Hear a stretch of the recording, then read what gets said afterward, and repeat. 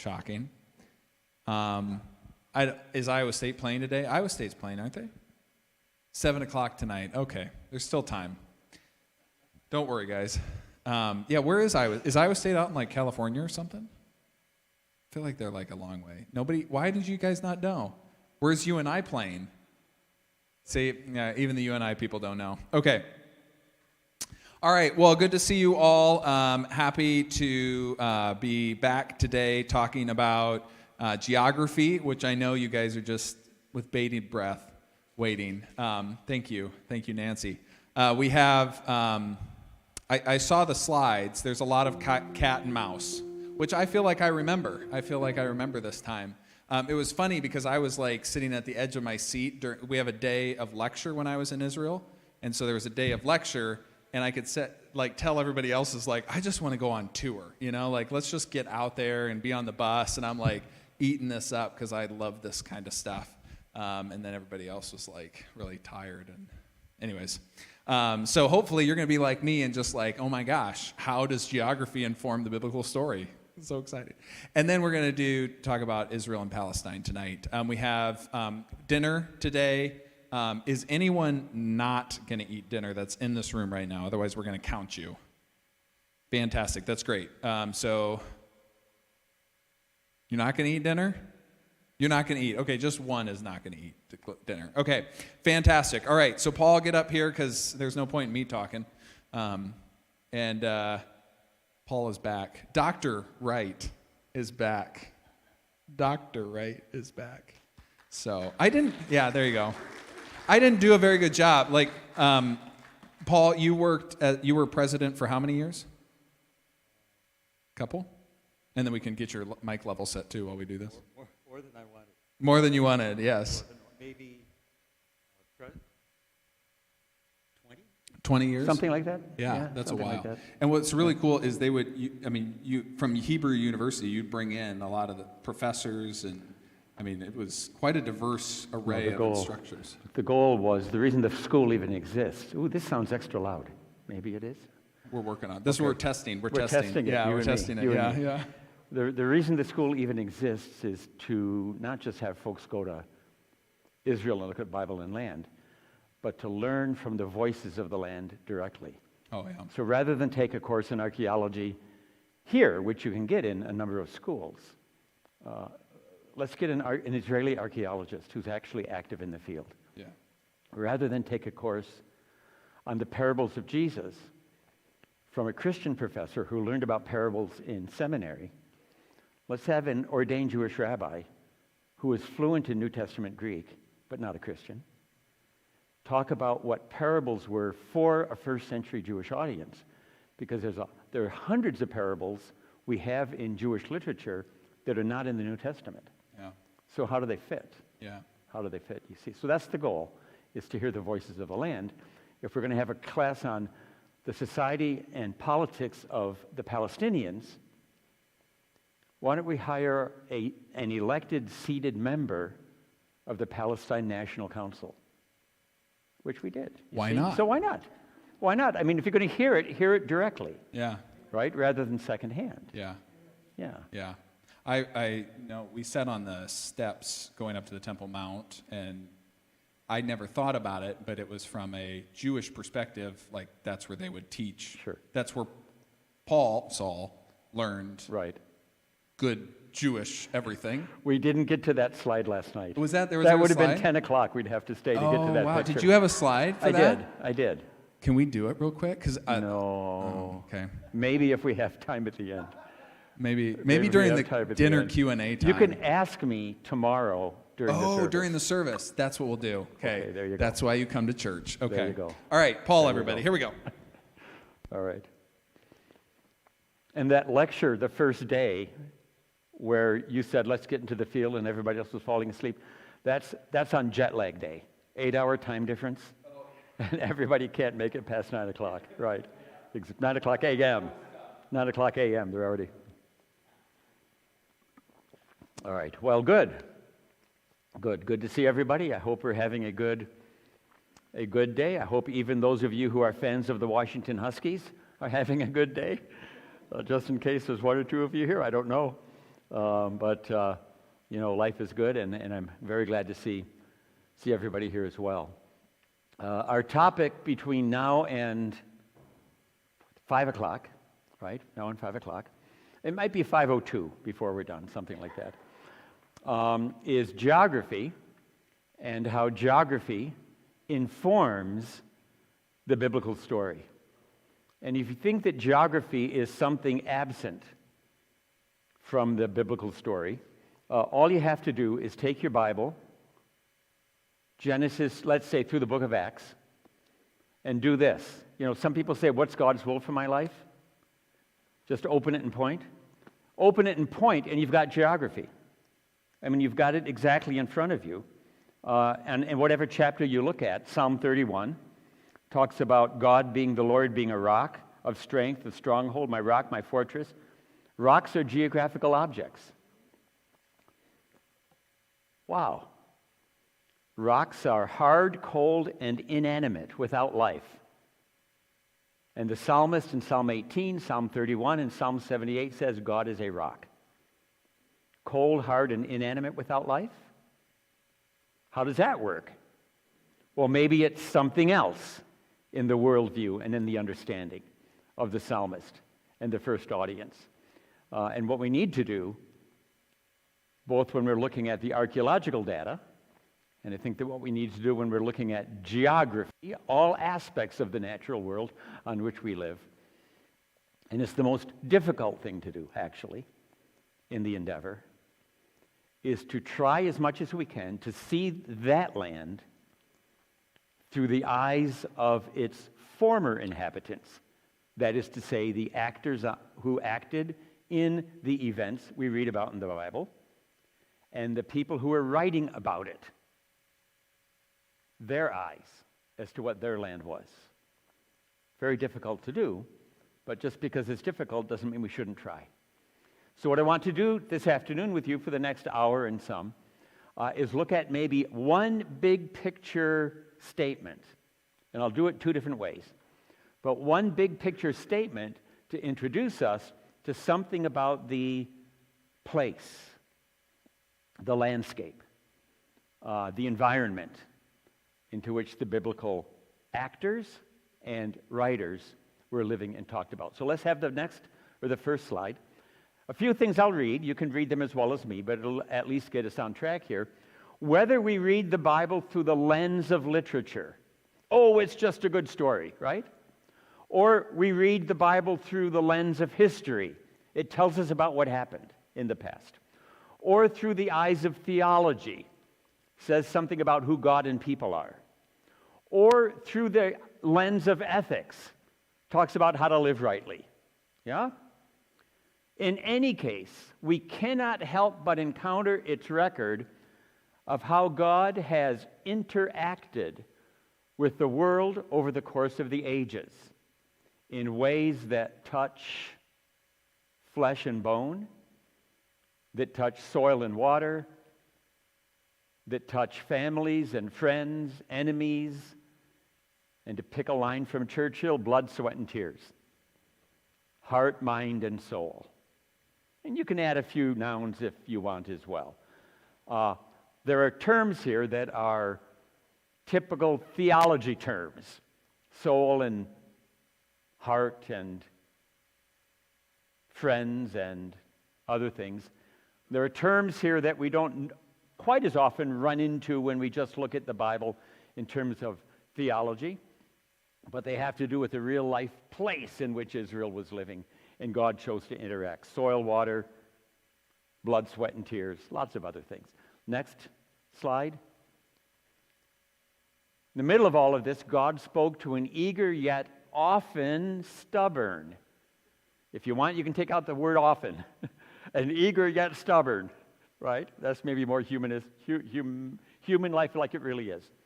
Band of people who were dug into, not just living on, but dug into a narrow, arid, dry land hugging the southeastern bend of the Mediterranean Sea.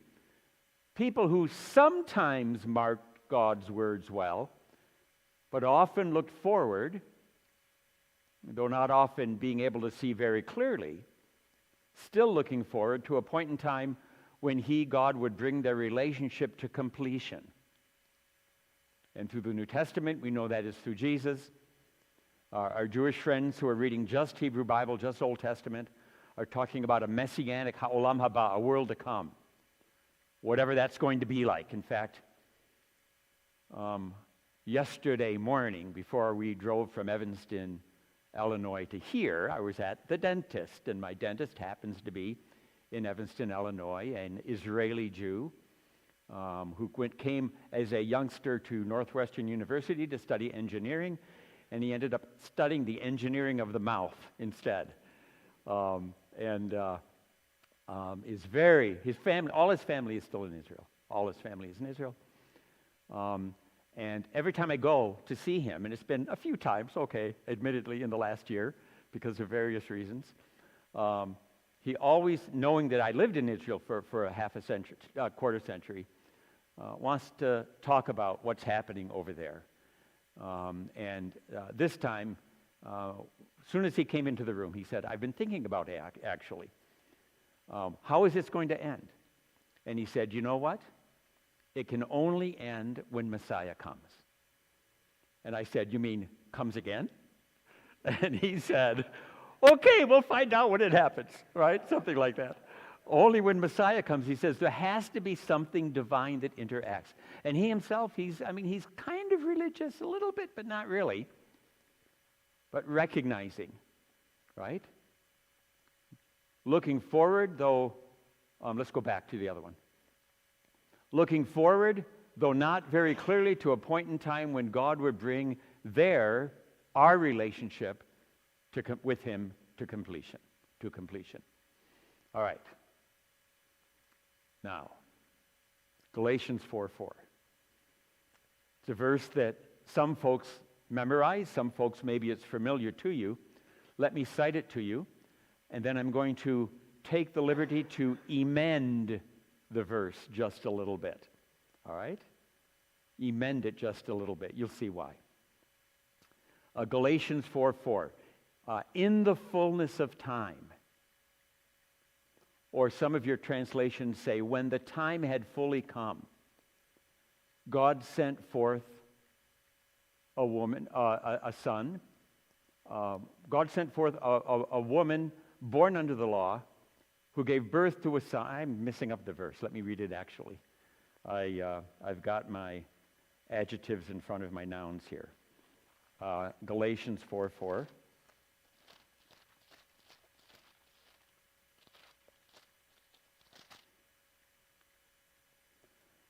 When the fullness of time had come, God sent forth his son, there it is, born of a woman, born under the law, that he might redeem those under the law, and so on.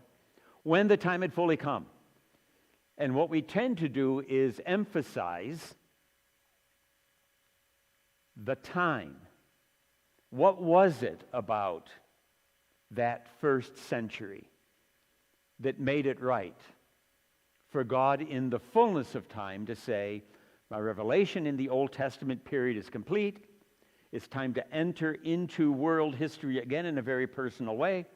It's time to enter as flesh and blood myself, and I will live as one of my chosen people under law, under Torah, under Mosaic instruction as to how to live, in order to show and then redeem, to empower, and allow my people to actually live that way. All right? What was it about the first century? And people talk about all kinds of things. They talk about the world was now under, basically the known world, whatever that means, under one empire, Rome, with a common language that went from one end to the next, Koine Greek. There were a highway system being put in to allow safe travel by regular people to spread the gospel. There happened to be in Rome's history a moment of great internal questioning about whether the Roman worldview, in terms of the gods and their will for our lives, is complete or not for us, or should we be looking for something else, etc., etc., etc. So at the right time, God came as Jesus. All right? Talk about the fullness of time. But my question is this. Okay, good. My question is this.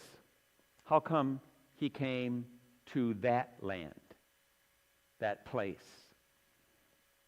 Why did he come to that place? And we can say, well, God chose to come as an infant Jesus born in Bethlehem because that's where David was born. But then we just have to throw the question back a little bit. Why? What's so special about God chose David to be king in that land? Why that land? Well, Joshua came into that land, and that's the land Joshua conquered and gave to the Israelites to live. Well, why did Joshua go there? Because when Moses was in Egypt, God said to Moses, go back to the land of the patriarchs, Abraham and Isaac and Jacob. That's why. Well, why did God tell Abraham to go to that land? You have to just back up the question. It's still the same question. What's so special about that place, if anything? You know, when Abraham was back in Ur of the Chaldees, end of Genesis chapter 11, and God says to his father, Terah, move up, and they move up to a place called Haran, which is now southern Turkey. And God says to Abram, go from this place, leave your house, your family, your father's house, your land, to a place that I will show you. Didn't say where it was. Genesis 12. Well, let's just head west, cross the Aegean, make your way over to Italy, swim a little bit, go up to the south of France. Monaco is going to be a nice place to live. Why don't we go there? You know?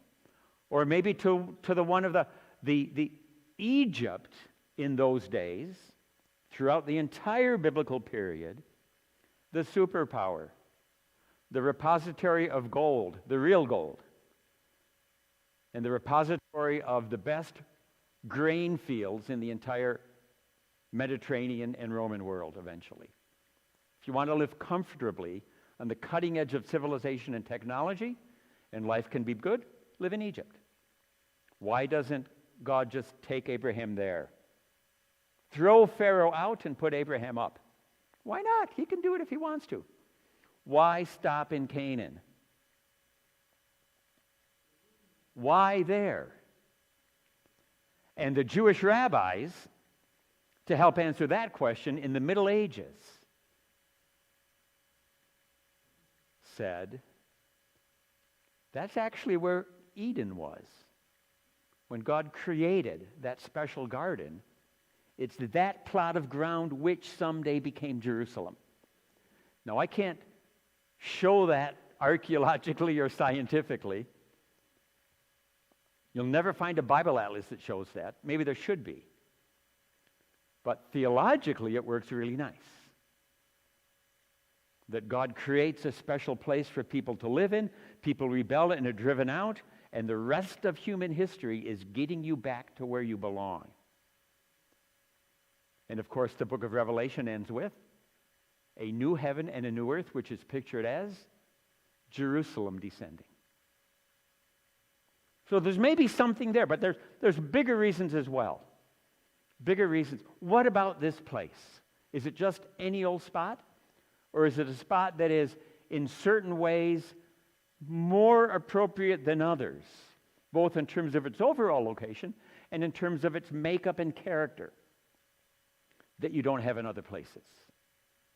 And if we can look a little bit at that now, maybe you'll have a grid as we start to look at, or you would start to look at in other places, other times, other contexts, other Bible events that take place in this land, and say, hey, maybe I can start to pay attention to some of the more fine-tuned geographical information in the text as well. All right? In the fullness of place, God sent forth his Son. All right, next. More than that. If you think that that's just, wishful thinking, forcing something in the biblical text, in the Hebrew Bible, in the Old Testament itself, all right, the fifth most frequently occurring noun. Look, the most often word is the word the or right? But leave those alone. The most often, the most frequently occurring noun in the Old Testament is the word Lord. Number 2, the word Son. Number 3, the word God.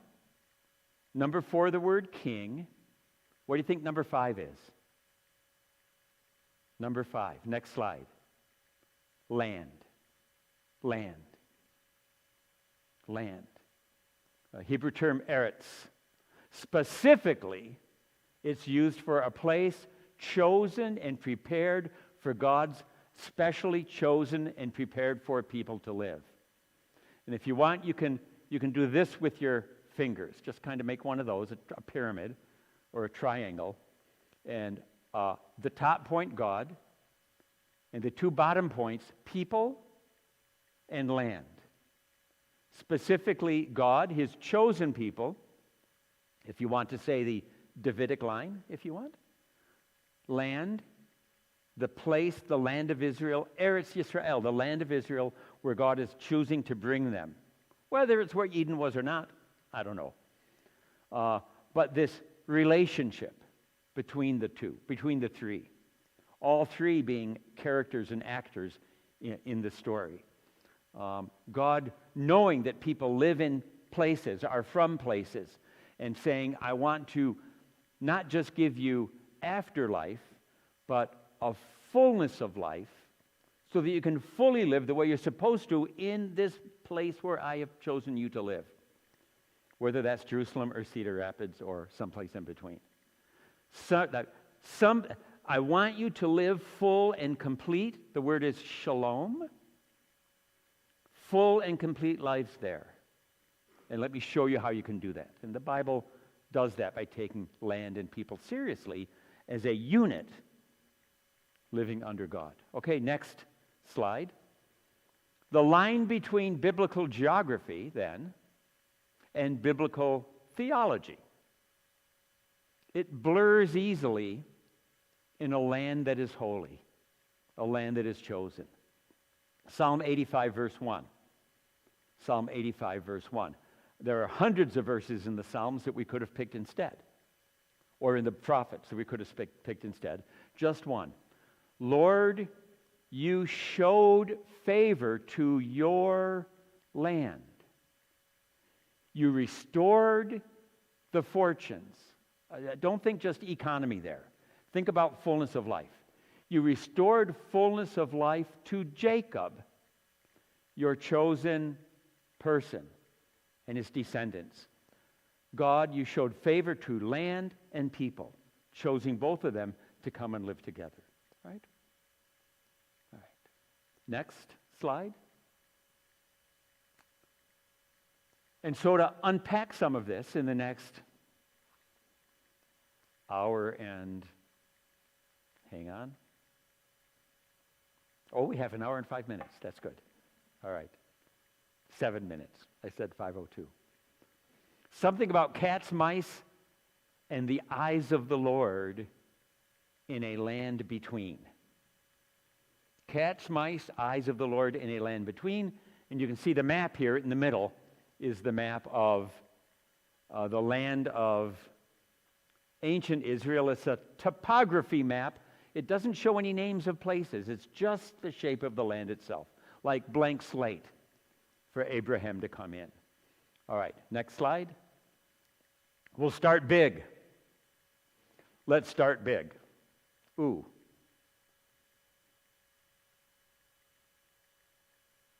Something is not stored right when we did the slide on the thing, but never mind. We can make sense out of this map anyway. You see here, you see this big square?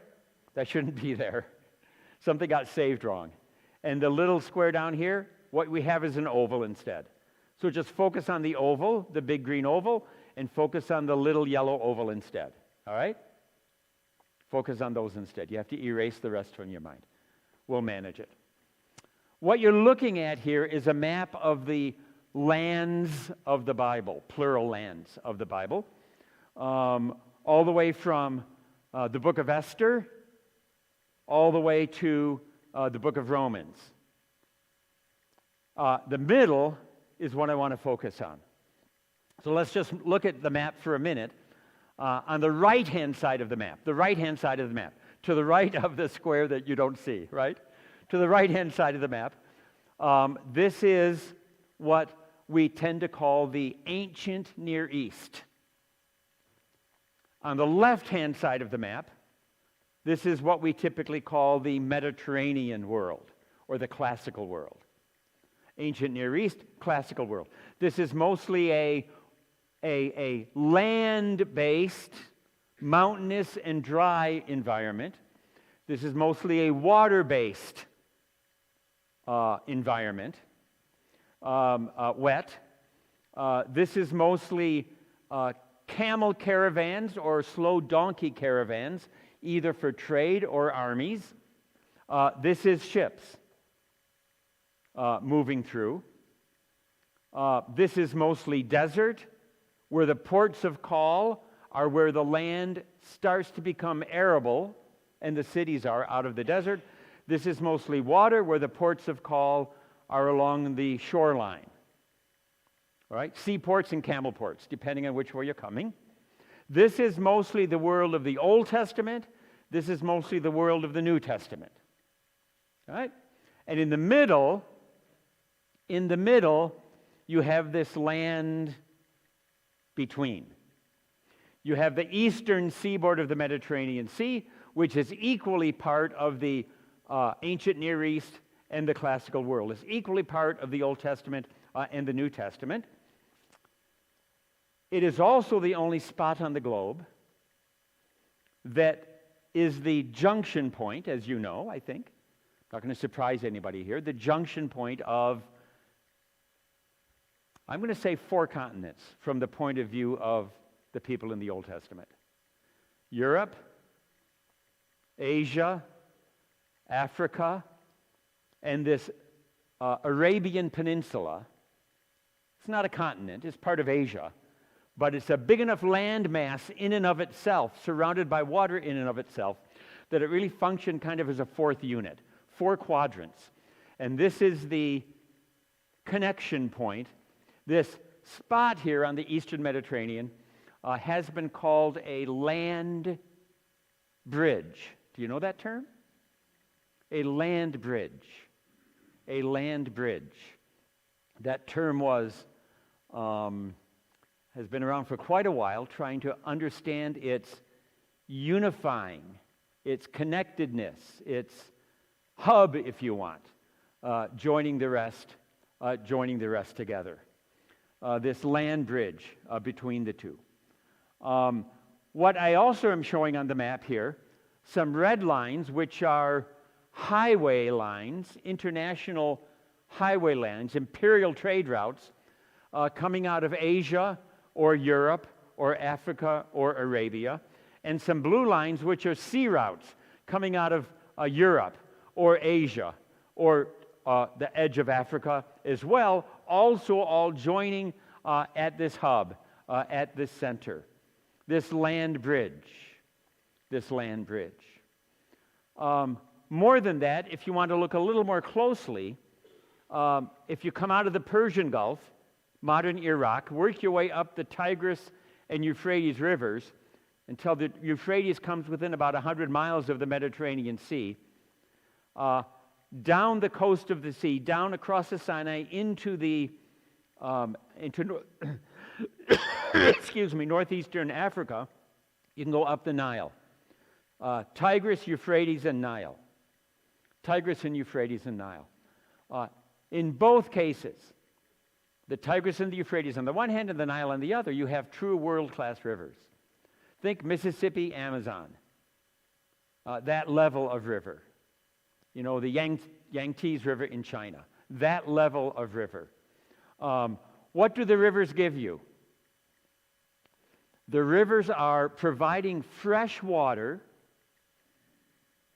all year long, which can be used to irrigate the flatlands on either side, to open up tracts of arable land.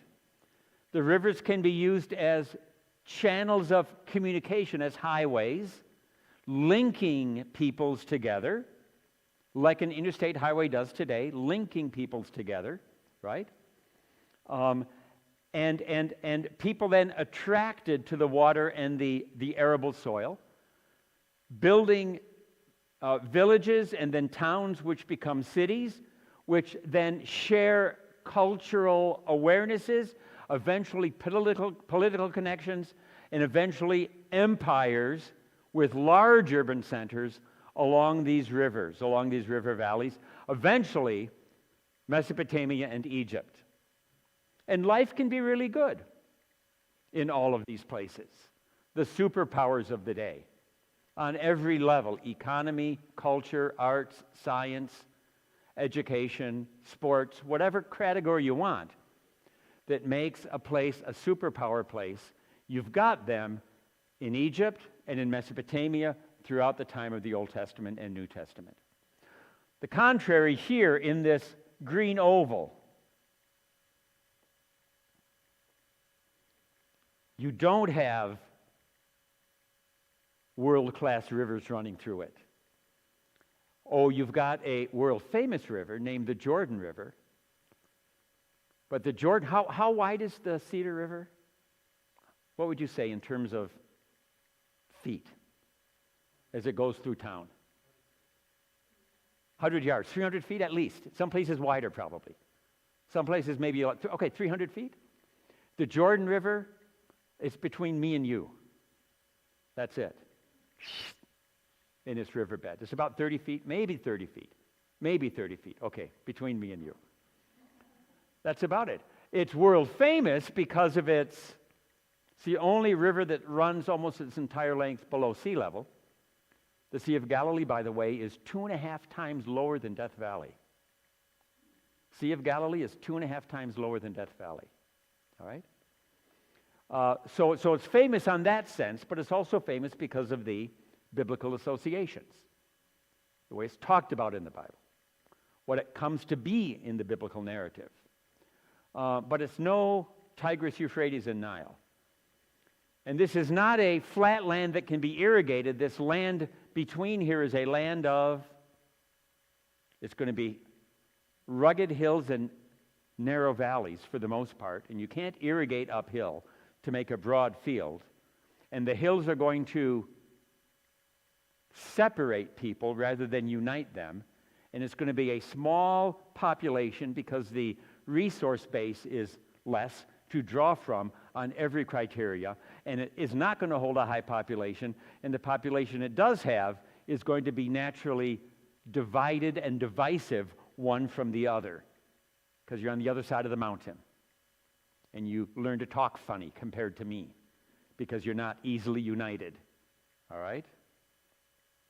Historically, that's this land from the earliest records we have, every time we look at it up until today in history. Yeah? Next slide. These places round about, I'm labeling with names, most of them you can probably recognize. Let's see. Rome, Greece. You tell me what they all have in common. I can think of a couple of things, all right? Rome, Greece, Egypt, Babylon, Persia, Assyria, Mitanni, Hittites, not Israel, Judah. That's where all the arrows are going to. But all the rest of these, what do they all have? Number one, all of them sometime during the time of the Old Testament are true empires, true superpowers on all those criteria. That's one thing they have in common. The other thing they have in common is this.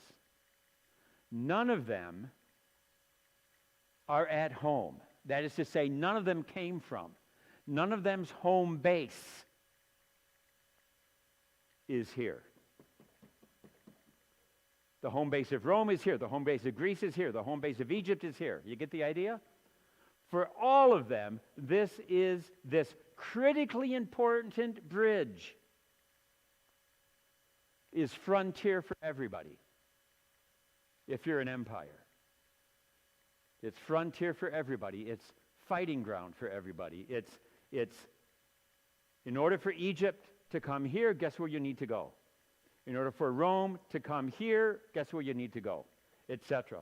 It's this quadrant, this bullseye, this hub. All of them are empires. All right, next slide. If you want the economy thing, I don't want to mention this quickly, but or at any in depth at all, but you might want to look at the book of Ezekiel chapter 27 and verses 12 to 25. I don't want to do it right now, but it's a long list of the expensive stuff. All right? The camel caravan, the expensive stuff. You know, the Lamborghinis and the F-16s and the high-speed internet stuff and, you know, the stocks and bonds, and put in there whatever you want. The expensive commodities of the day and where they come from. The days of Ezekiel, end of the period of the kingdom of Judah. And it's a fun list. You know, iron and bronze utensils and war horses and turquoise and precious stones and linen and ivory tusks and all kinds of things, all going through Tyre, modern Lebanon. Tyre as a port that is taking from here to there and from here to there, and Israel, Judah, right next to Tyre, right next to Lebanon today. What does it contribute to the world's supply? Wheat, honey, and oil, basically. The commodities of life.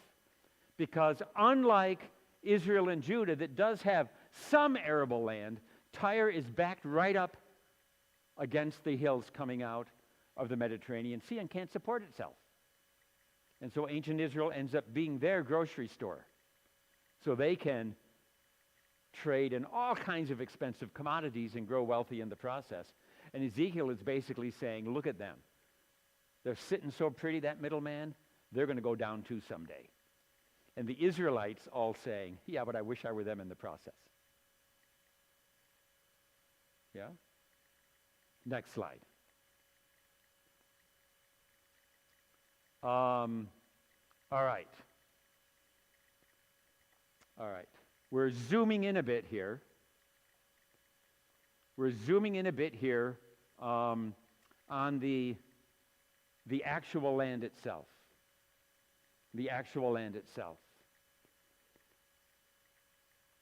Today, each of those empires that we just showed you is a large nation state. Rome is Italy, Greece is Greece, Egypt is Egypt. Sorry, not a large nation state. Yeah, they're a large country. You know, the Hittites are Turkey, Assyria and Babylon is Iraq, Persia is Iran. This circle in the middle that we were looking at, maybe it looked like a square to you. I only saw the circle, right? That square in the middle on the other map. Who's in there today? That eastern seaboard of the Mediterranean Sea. Who's in there today? Israel, Jordan, Lebanon, Syria, part of Egypt, part of Saudi Arabia, the Palestinians, and a whole bunch of other people who are nameless in the current conflict. Is it unified as one country today? Nope. Do some people in there today want it to be unified as one country? Yup. Well, that'll be after lunch's map. After dinner's map. Right? It's a land that even today is a land divided with people who talk funny to each other, who kind of share a common culture but don't want to admit it, and struggle over who's going to be in control of that place. When you focus in that land biblically, all right, and what we've got here are a number of people around. These lines, again, Taylor, you were right. Where is Taylor? Where are you? You're upstairs. You were right. Something's missing here. Never mind. These boxes are pointing. There should be arrows in these boxes. Something didn't come through in the saving of the jump drive when we put it in the machine, but that's fine. These are arrows coming from where they live into the land. Think of these as arrows coming in, all right? Think of these as arrows coming in. We've got, when Abraham arrives here, Canaanites and Amorites. Those are generic terms for people living in this land.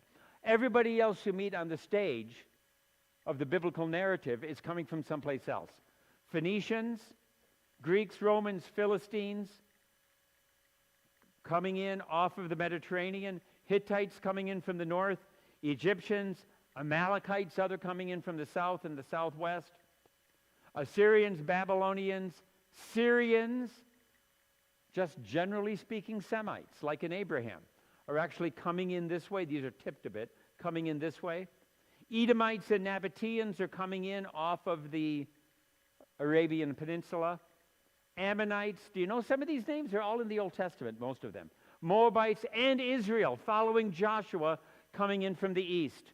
People pressing in. Now,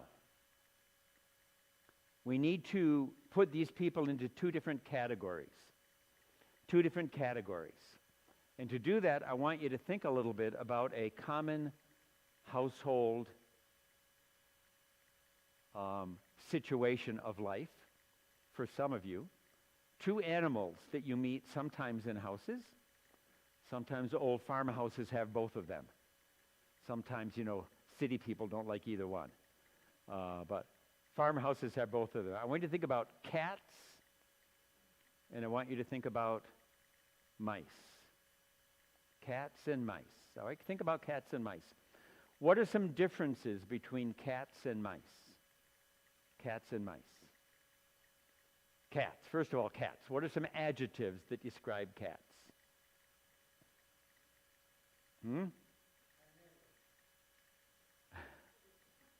Predators. All right. They're on the prowl a lot, aren't they? All right. Where do cats like to go? The answer is any place they want to, right? Where do cats like to lay down at night and sleep? Any place they want to. How much do cats like to eat? As much as they want to, as often as they want to. How long are their claws? Even if you declaw your cat, there's still a little bit of cat still left in them. Can you tame a cat? Not really. The cat tames you, basically. You adjust your schedule for the needs of the cat. The cat tames you. Yep. Isn't that great? And they kind of they're territorial. They like to move around a bit. Have you heard cats fight? Yeah. It's a law. Everybody knows it. Everybody knows it. They make a big mess, right? What about mice? Think about mice for a minute.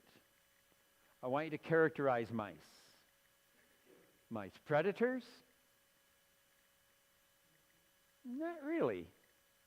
Not really. If a cat came in this room, all right, if a cat came in this room, likely where might it go? It would jump in the seat next to you or something, a cat would. It would just wander down the aisle and prowl around a little bit. We had a cat one time come into our campus building in Jerusalem when the professor was standing up, and the cat came in the door of the room, in the door of the building, through the hall, in the door of the classroom, up to the front of the classroom, and jumped up and sat on this chair and just looked out, just its head just over the table, looking out at everybody else. This is what cats do. They go where they do what they want.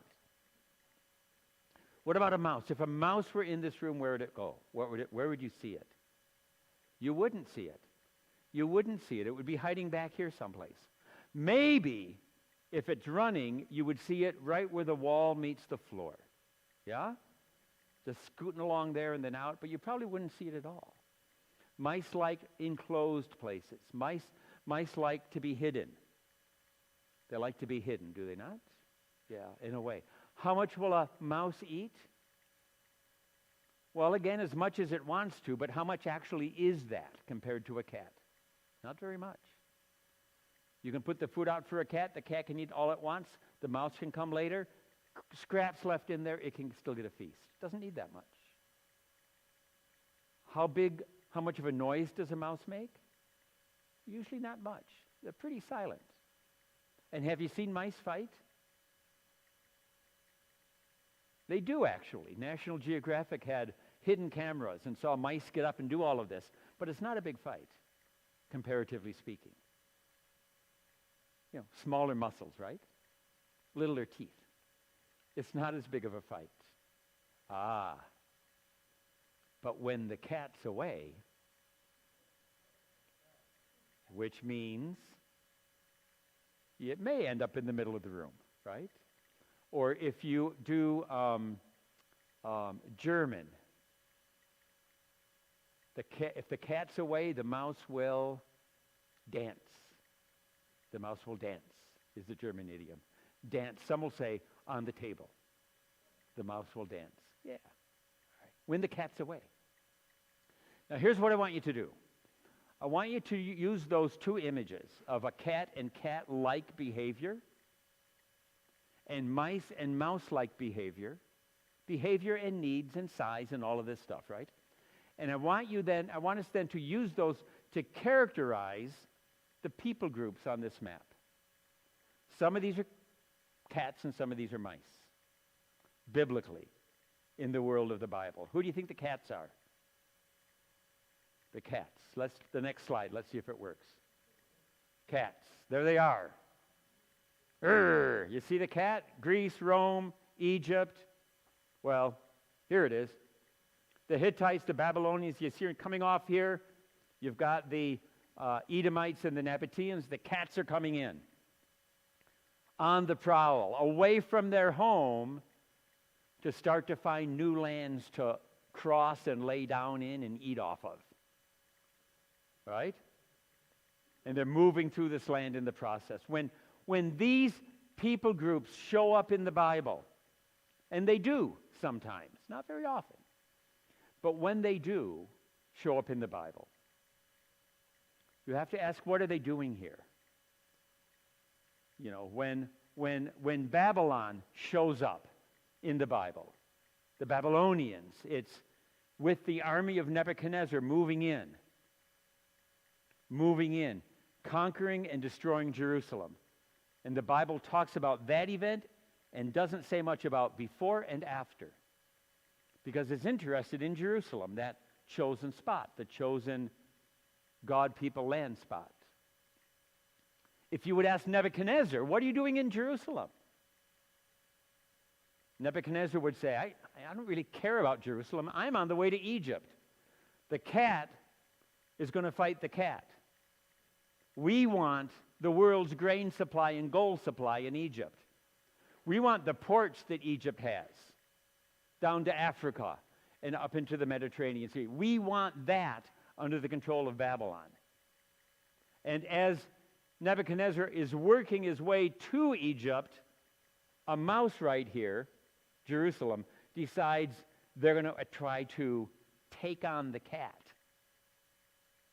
And what happens when a mouse decides it wants to fight a cat? 100% of the time, what happens to the mouse? It gets eaten up. It gets eaten up. But that wasn't Nebuchadnezzar's goal. His goal in life, Nebuchadnezzar didn't wake up some morning and say, the pinnacle of my career is going to be take Jerusalem. No, it's going to be to take Egypt. Jerusalem's a speed bump that has to be erased in the process. That's Nebuchadnezzar's point of view. God uses that in ways that the biblical authors talk about, because the story of the Bible is not the story about Egypt and Babylon per se, even though they need Jesus too, right? But the story is the story about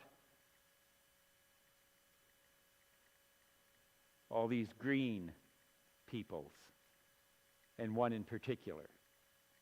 How shall we characterize them? What's the next slide say? Let's make them mice coming in on a scooter, just hoping to, be in the land. The Philistines, the Phoenicians, the Syrians, Ammon, Moab, Edom, Israel, Judah. All of them on kind of the geopolitical definition. Small things, small populations. Weak people compared to what else is going on in the rest of the world. All of them are entering the land when the cat is away. There happens to be a moment in time around 1200 BC, if you want a time.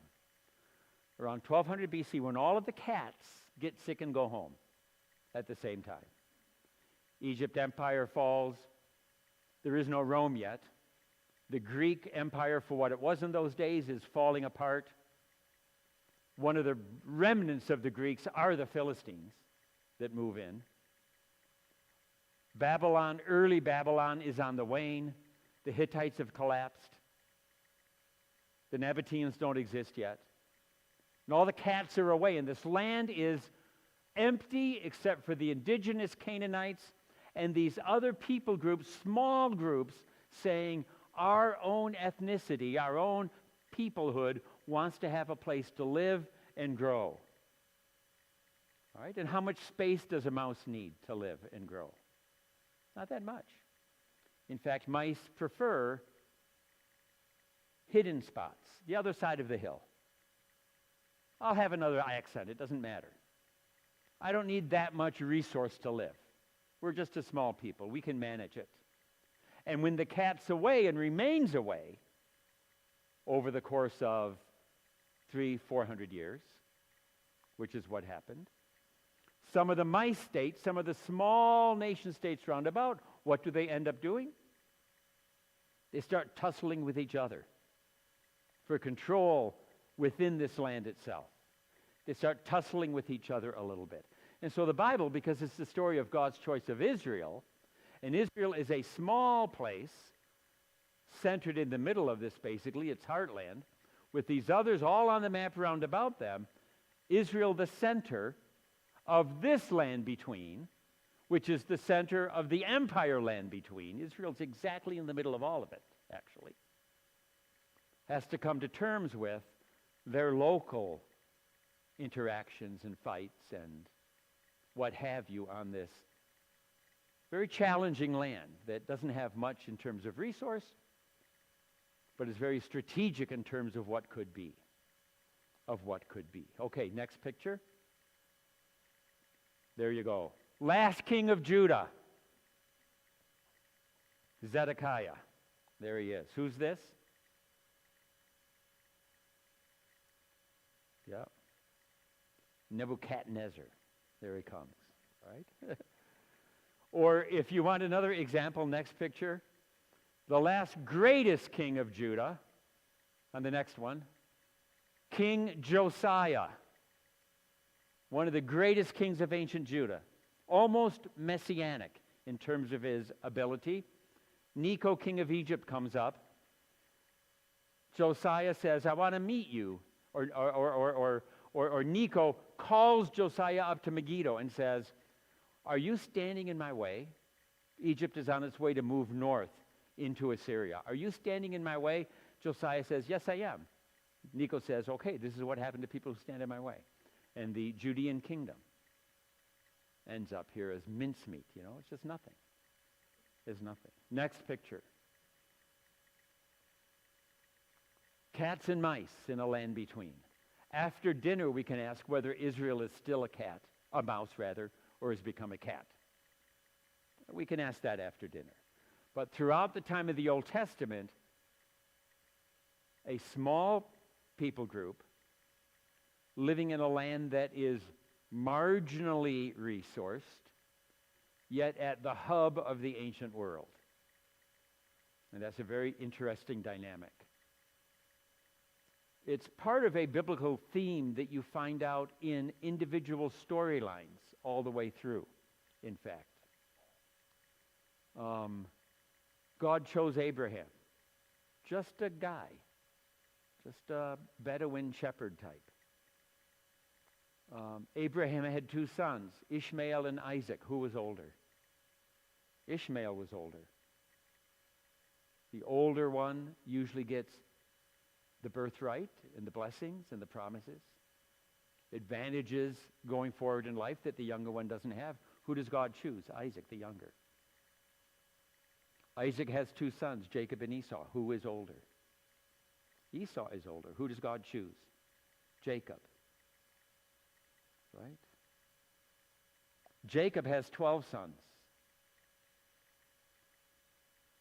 Some of them, the oldest of his sons, are to his unfavorite wife.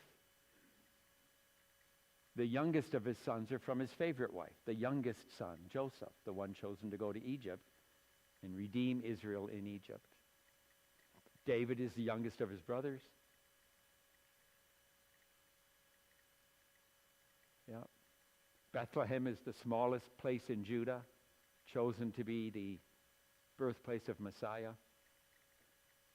And in 1 Corinthians, Paul says something to the Corinthians to the effect that not many of you were wise or wealthy or good-looking or had abilities, but God chose you to be saved anyway. And what if God would have said in the fullness of time, wow, isn't Rome a great empire? Let me come down and be born son of Caesar. Wouldn't that have been great? Son of Caesar, Jesus could have been. How would the history of God's redemptive plan been different? Right? As opposed to a nameless, in terms of what people of the day knew, we know her as Mary, unwed mother giving birth in a town far from home to a guy who has already been embarrassed because he's not supposed to continue to be wedded to someone who must have been a prostitute this late. I don't know, loose woman, something to get impregnated. You know, oh yeah, sure, an angel is what the neighbors say, right? Oh yeah, an angel. Yeah. What chance does Jesus have? Fullness of time and fullness of place, that was God's choice. Israel as a people. Israel as a people. You know, I as a Gentile cannot say this publicly, so I'm quoting an Israeli Jewish friend of mine. So this guy said it. I'm just relaying the words, you know. You know, what is the one term that describes us the best, an Israeli Jew would say today? Survivors we are, right? We're just a bunch of rascals. I don't know why God has anything to do with us anymore, my Israeli Jewish friend says. Now, is that true humility? Is that, self-effacing? Is that an honest statement? Is that trying to get my sympathy? I don't know any of those. But there's a bit of a statement in there that rings what your average Israelite must have thought about themselves, surrounded by this world of empire, so seductive, but we know that we're not supposed to be them. And these neighbors around us that have funny accents and talked about different deities. And why does God choose us in this place? So Moses is bringing Israel out of Egypt. Moses is bringing Israel out of Egypt. My tour guide friends in Israel used to say, if God would have told Moses when he came out of Egypt, turn right instead of turning left, we'd have all those oil reserves today. And instead we've got nothing but rock, you know. So we go left, and after receiving instruction from God on Mount Sinai, what's the Hebrew word for instruction? You all know the Hebrew word for instruction. Torah. Torah. It's translated usually in English as law, but it's much deeper than just that. Instruction for how to live on every level, some of which is legal material. Much of it is other stuff. Receives that on Mount Sinai, enters this land of promise from the east, enters from the east. When God drove Adam and Eve out of the Garden of Eden, he sent them eastward. And now Joshua following Moses coming back from the east back into a land. Back into a land. And Moses is not with them, but Moses, right at the cusp of this land of promise, this land, this Canaanite land, looking into it from the eastern side of the Jordan River on what are called the plains of Moab, flat, just looking straight in. The book of Deuteronomy is a book where Moses, like a good preacher, opens his mouth and can't stop talking. He opens his mouth in chapter 1 and doesn't stop talking until chapter 33. All right? He just keeps going and going. Maybe he's, half politician too, I don't know. But just keeps going. And in chapter 5 of Deuteronomy, he restates the 10 words of God. We call them the commandments. The Hebrew Bible calls them the 10 words of God, uttering up from within, describing his identity. And from chapter 6 all the way to chapter 11 of Deuteronomy then, Moses explains what that first word is all about. Have no other gods before me. I, the Lord, am your God, who brought you out of Egypt. Explaining what that means. And at one point in chapter 11 of Deuteronomy, Moses, in kind of his last will and testament series of sermons here, says this: the land, Eretz, the land that you are about to enter to possess is not like the land of Egypt from which you came. 40 years before we came out of Egypt. We were living there for hundreds of years as a people. We learned to live there, okay. Eventually, we ended up being subjugated by Pharaoh in ways that are akin to slavery. In the end, we didn't like it a lot. But we still sort of know what it's like to live there. We know the climate, we know the landforms, we know the people. We were living in our own community, but that's kind of where we were. We knew how to manage it. And Moses says, the land into which you are now going to possess is not like the land of Egypt from which you came. And in order to remind everybody where that was or what it was like, he doesn't say, remember the pyramids? Remember the pyramids? Remember Pharaoh? Remember his army? Remember the chariots of Pharaoh? Remember the great temples to the gods Horus and Isis and all these places? Remember all the boats coming up and down the rivers full of gold and grain? Remember how the nations used to come to us in Egypt and want what we had? Moses doesn't say any of that. He says none of that. The greatness that made Egypt, Egypt, he ignores. And all he says is this: the land of Egypt, the land that you were entering to possess is not like the land of Egypt, which you came from. Where? And he uses a everyday geographical lifestyle terms. Where you used to sow your seed, farmers they are, and water it with your foot like a vegetable garden. That was the land of Egypt. Wait a minute. Okay, this is what we used to do. Okay. Sow your seed, water it with your foot. Some of your English translations want to help you. So some of your English translations of this say, water it by hand, like a vegetable garden.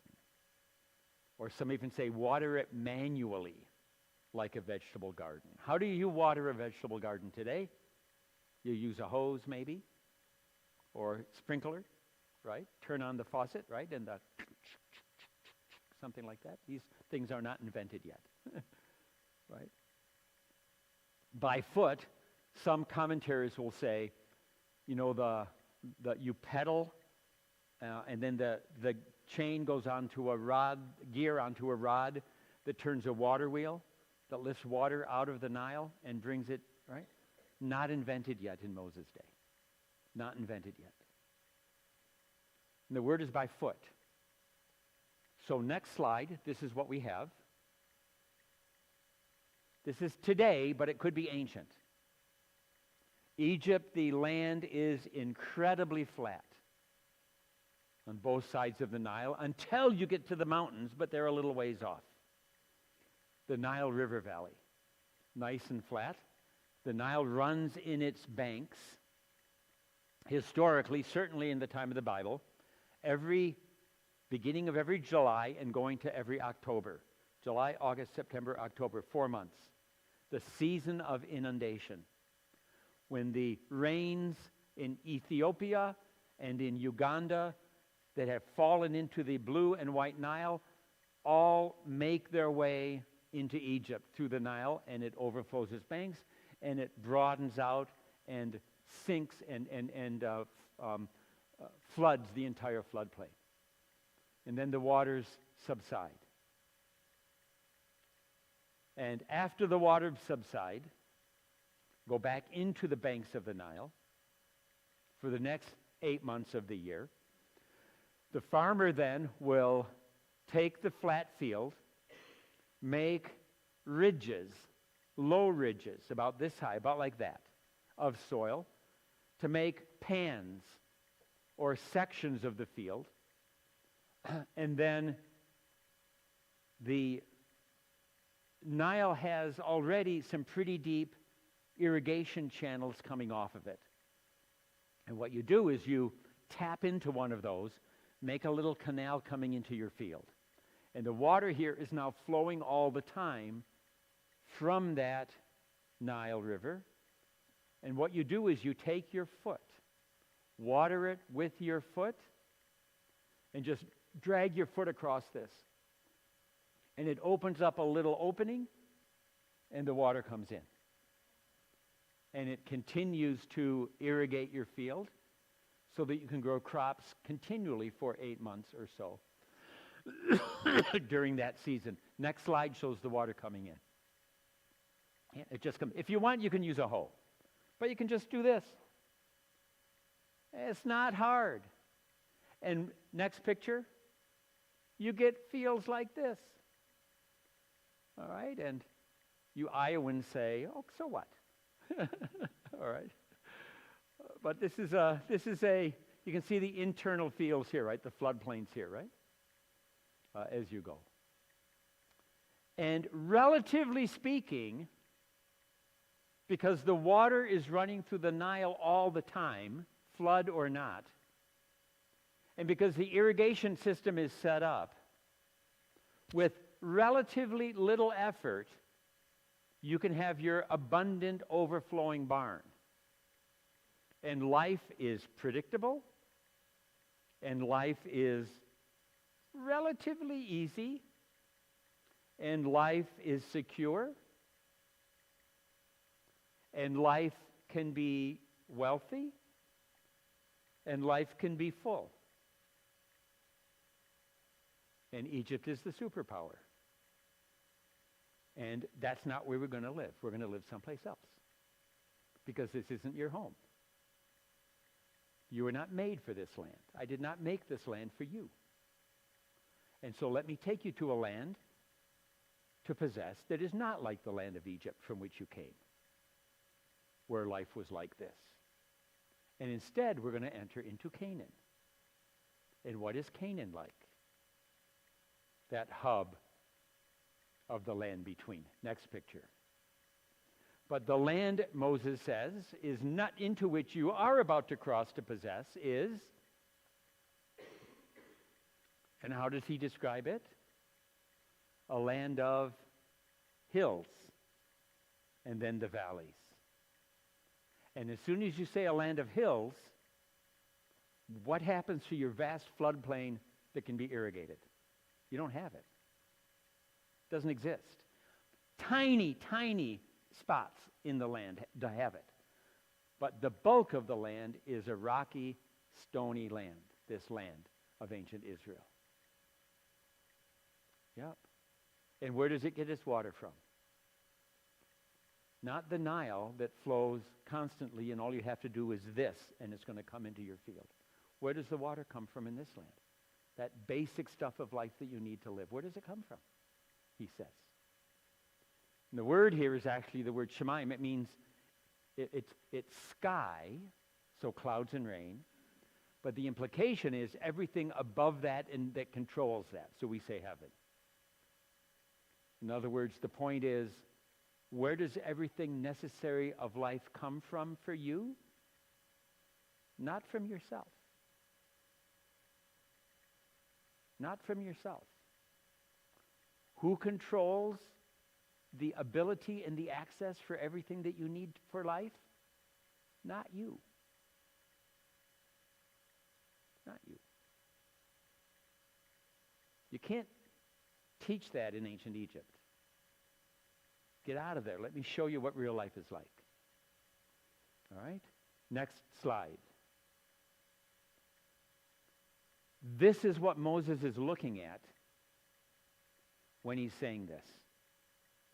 They're standing on the plains of Moab, looking across the Jordan River at the plain of Jericho. And beyond the plain of Jericho, the hills going up into the hill country, which is going to be called the wilderness of Judah. This is his view looking west into the land of promise. What time of year is it? This is springtime. We're talking about a land that has seasonal rainfall.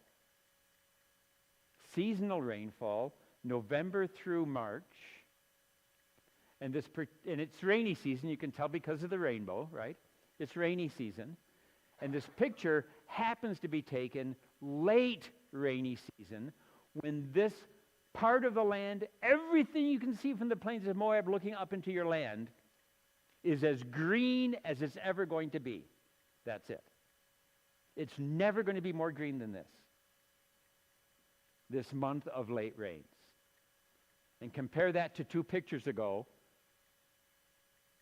of Egypt. This is the land you're entering to possess. And what do you think everybody who's in the pew listening to Moses is thinking? Well, I think we made a wrong turn somewhere on the way out of Egypt. Right? How come we, all that in the wilderness? Another U-turn and back where we came from. Next slide. Next slide tells you what the Egyptians thought about Canaan. Here's what the Egyptians thought about Canaan. That poor country that has to depend on rainfall. They would laugh about Canaan. They would laugh about it. That edgy frontier wasteland. Or we do have records as well from ancient Egyptians, from the time of the Bible, people who go to Canaan and come back and talk about it. And it's nothing but a land of danger, Canaan. Danger, no one to help me. I'm running into trouble all the time. Briars and thorns, the heat is eating me up. I want to be home along the banks of the Nile where life is easy. This is what all the Egyptians would say, based on the records we have, going back home again, in the time of Moses, in the time of the New Testament. Or if you prefer a New Testament era quote, this next one. All right, this is Strabo. It's a little smaller here, so let me read it for you. Strabo, he was a Greek geographer from the time of Jesus, time of the 1st century, time of New Testament, and he wrote a geography, an account of the land all across the Roman Empire. And here's what he says about the land of Judea, Canaan. All right? Now Moses led them, the Israelites, away to this place where the settlement of Jerusalem now is. In other words, into this land of Canaan. And he, Moses, well, he meant Joshua, but he hadn't read his Old Testament well enough to get all the names straight. So we have to excuse Strabo for saying Moses instead of Joshua. He easily took possession of the place, since it was not a place that would be looked upon with any envy. Who wants it? This is the Greek view. the Latin view in the time of the New Testament of this land. It's the same as the Egyptian had in the Old Testament. Nor yet for which anyone would make a serious fight. For it is rocky, and although it itself, Jerusalem, is well supplied with water, the surrounding territory is barren and waterless, and the part of the territory within a radius of 60 stadia, 7 miles out, is what Strabo was talking about. You could say 70 miles out if you want, is also rocky beneath the surface. And the Greeks laughed about it. The Romans laughed about it. Why are the Romans here in the time of the New Testament? Why are they in Judea, Galilee, Samaria? Caesar didn't wake up and say, oh, my goal of my life is to conquer Jerusalem. He wanted to make sure that the entire Mediterranean seaboard, irrespective of what the land is like, in any spot of it, is Roman. He wanted to seal the Mediterranean to make it a one-nation sea, and then occupy every square inch of that border so that he could launch off of all of these angles to the cats beyond. And we happen to catch him in the time of the New Testament right after he is within 2 generations of sealing, of taking the land of Judea and starting to settle it as a Roman colony so they can go beyond into Babylon and Persia. That's what's happening. God said, that's a good time for me to come. Yeah, it's a nice place. So what do? If you're an Israelite following Moses, and Moses knows good and well you guys are saying, yeah, Egypt wasn't all that bad. What do? So Moses says, let me finish the sentence. All right, so next slide. It is a land. Now look at the nouns. Remember those most common nouns in the Old Testament? It was a land, number 5, which the Lord, number 1, your God, number 3, in terms of commonality of nouns. And what's the verb? Cares for. Cares for. The word Lord here, capital L, capital O, capital R, capital D, whenever it shows up in your Bible, sometimes it shows up small letters. Whenever it's capital letters, that is the Lord God's personal name. The name revealed at Mount Sinai. His personal identity. It's the name that religious Jews will not pronounce. It's the name that some people today incorrectly pronounce Jehovah. All right? It comes from a verb that means to live. To be an ever-existing one, giver of life. That's the essence of the name. The one who always is and always will be alive. And what's the pronoun? The Lord, your. That makes it personal to the people. And what's the verb? Cares. For you and the land. Place where you are in life. Now Egypt, the land from which we have come, Moses could also have said, remember that land? The land of 1,000 gods and goddesses. I'll tell you, that Egyptian pantheon, you can't count them all. They're like the stars of the sky and the sand on the seashore. There are so many deities. But they all share one thing in common, all those Egyptian deities. In the conception of the Egyptian worldview, they all share one thing in common. They all care about themselves. They care about themselves. And people kind of get in the way. And so when people need deities to fight an army or to have a child or whatever, when somebody is ill, you have to find your deity who might be on a good day wanting to listen a little bit, and you'd better bring them some kind of nice present to kind of, I'll be quite blunt, buy them off. or placate them. So they'll maybe at least, maybe help a little bit and see you through. They're the gods of Egypt. And what's the only verb we have in this sentence? About the ever-living God of life, who is your God. He is a God who, for what? The land, the place where you are, and you living on it. And you living on it. And in order to help describe that, to help internalize that, the eyes of the Lord your God are always on it, from the beginning even to the end of the year. Now, Deuteronomy 11 continues by talking about seasons and holidays and agricultural cycles and all kinds of things about what it is going to be like to actually live in Canaan and to have a life that will be full of God's shalom, his peace, his fullness for you, and what it's like. That's the rest of the book of Deuteronomy. But this sentence, the eyes of the Lord your God are always on it. Always, you can underline. And the eyes of the Lord, again, your God. Eyes, eyes, eyes, eyes. Let me jump. I'm going to hold the slide here. I've got more in the PowerPoint, but I'm about out of time, and we'll have to do this maybe next time I come to finish this, all right? Because we're running up on 5 o'clock, and we have a different subject for after dinner.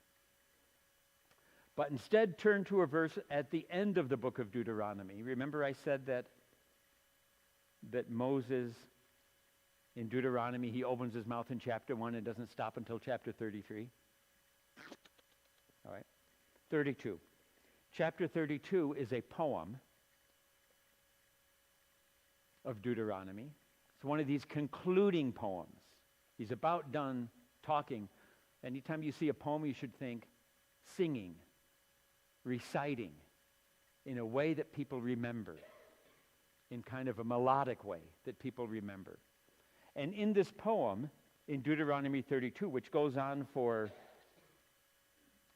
43 verses, I just want to look at a couple of them to help us understand what these eyes are of the Lord your God, who has made and chosen a very difficult land and a very difficult people to live on the land. Why choose that and there? Maybe he's recognizing that no matter where people live, or no matter who people are, life is hard and people are rather difficult. Just happen to choose that people in that place to make the point. Verse 8 of Deuteronomy 32. When the Most High gave the nations their inheritance, when he apportioned the sons of man and set the boundaries of the peoples according to the numbers of sons of Israel. In other words, God chose Israel to be there, but other people he put other places too. Moses recognizes that God chose the Egyptians to be there and the Babylonians to be there and the Ojibwa and the Sioux to be here and the Lakota to be there and whatever, every place. All right, at least it's a place to begin. And set the boundaries, set the spots, the environment for peoples to be. People inheriting the next generation and the place to have a life. And you can sense the person after hearing that in verse 8, but what does God inherit? What does he inherit? Verse 9, the Lord's portion, his inheritance is, it's not place. It's not things. The Lord's portion is his people. Jacob is the allotment of his inheritance. God's inheritance is a chosen people to have a special relationship with. That's enough. The rest doesn't matter. That's enough. Verse 10, he, God, found him, Israel, in a desert land, in the howling wasteland of a wilderness. This is Sinai journeys. He encircled him, he cared for him, he guarded him as the apple of his eye. Like an eagle that stirs up its nest, that hovers over its young, he spread his wings and caught them, carried them in his pinions. The Lord alone guided him, no foreign god with him, made him ride on the high places of the earth, ate the produce of the field, made him suck honey from the rock, oil from the flinty rock, curds of cows, milk of flocks, fat of rams, lambs, breed of Bashan, goats, the finest of the wheat and grape. At this point, they're in Canaan, in the land they came out of the howling wasteland into this very full land that had everything that they needed to live. All right, fair enough. This is a poem that talks about the creation of a people being brought out of Egypt across a howling wasteland and put into a place that was full for them. A people, the creation of a people. And Moses is using the same language he used in Genesis 1 when he was talking about the creation of a place. Help me with Genesis 1. In the beginning, God created the heavens and the earth. And the earth was formless and void. Then from that formless void, he makes a place where people can live in Eden. Formless void. That Hebrew term is, verse 10, he found him in a desert land in the howling waste. It's the same word. The word to describe the Sinai is the same word to describe Eden before Eden was made. In the beginning, God created the heavens and the earth. The earth was formless and void, and the Spirit of God, what's the word? Moved, or better, hovered over the face of the deep. Over the face of this chaos, Genesis 1, the Spirit of God hovers. The image is a bird just right here, looking down, ready to go and do something. Hovered. Like an eagle, verse 11 of chapter 32. Like an eagle that stirs up its nest, that hovers, same verb, over its young. He spread his wings, he caught them, he carried them on his pinions out of the chaos and brought them to the land prepared especially for them. And the poetry here is very subtle but very strong, where God takes people and takes place, situation in life, where he wants you, and brings them together and says, now you can be the place where I want you to be and you can be blessed. All right? But there's one more. He encircled him, he cared for him, he guarded him as the, verse 10, he guarded him as the apple of his eye. And maybe some of you have heard the phrase, Israel is the apple of God's eye. Have you heard of that phrase? Corrie ten Boom used it, and others as well. Guess what? There is a Hebrew word that means apple, and it's not this word. This is a different word. And some of your English translations read this way. He found him in a desert land, in the howling wasteland of a wilderness. He encircled him, he cared for him, he guarded him as the pupil of his eye. Pupil of his eye. That's an English word. Pupil of his eye. Guess what the Hebrew word is? I'll tell you what it is. I'll tell you what it is in English. All right? Little person. The Hebrew word is little person. Which, by the way, Latin, the word little person is the word pupil, the student, which also becomes the word for the eyeball. It's the same word. And I'll tell you, it worked in Latin, but it works in Hebrew as well. He guarded him as the little person of his eye. That's how much he cares for you. That's about the land to which the Lord God cares. The eyes of the Lord your God are always on it. The little man of his eye is on the land. How does that help? All right. I have 1 minute. It's 5:01. Here's what I want you to. You all have a neighbor. You all have a neighbor. Take off your glasses, and I want you to get close enough to look into each other's pupils and tell me what you see. Look into each other's pupils, and you tell me. You got to get closer. You got to get closer. It helps if there's a little bit of light other than artificial light. What do you see? You know what you do. What do you see? You see yourself. You see yourself.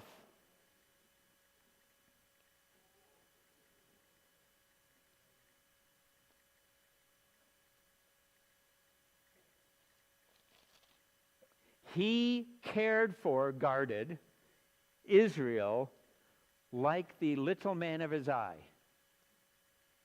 When God looks in the into the eyes of his people, when God looks into the eyes of his people, what does he see?